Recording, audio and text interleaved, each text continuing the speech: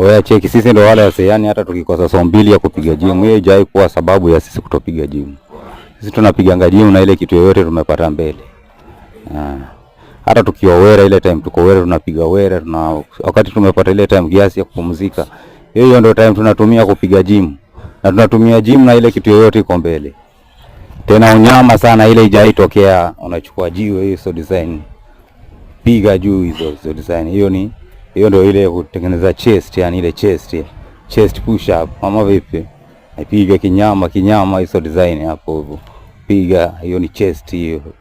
Hiyo ni chest na pia ni muscles.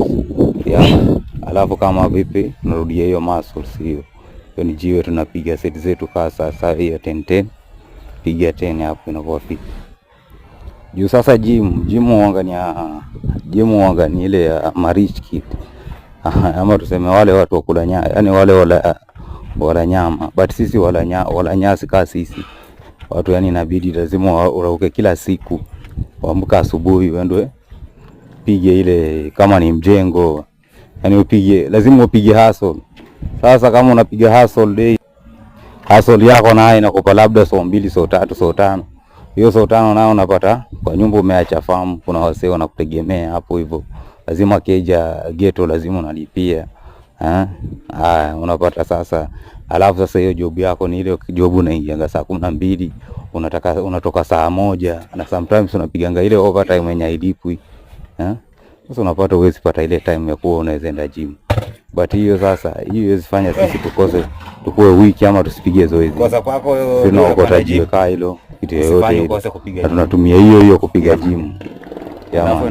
Kama hapo hivi unacheki hapo tuko forest ile kinyama, yani forest kule interior ile noma sana. But hapo ndani ya forest hapo natafuta jiwe hapo, naweka kando hapo hivyo, hapo ndani ya forest hapo hivyo chukua jiwe ile kidesign hapo kinyama venye unacheki hivyo. Hapo ndani ya forest hapo hivyo nyanyua jiwe hizo design hapo, piga zetu gym hivyo design kinyama.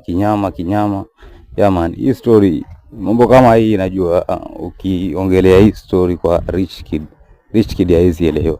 Juu rich kid ni mtoto ameamka asubuhi, ameulizwa na mzazi vipi uko poa, amuuliza labda mzazi uko fiti, kama labda nini.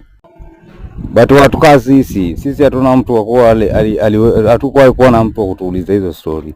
Sisi ulikuwa ni uamke uende kujituma kama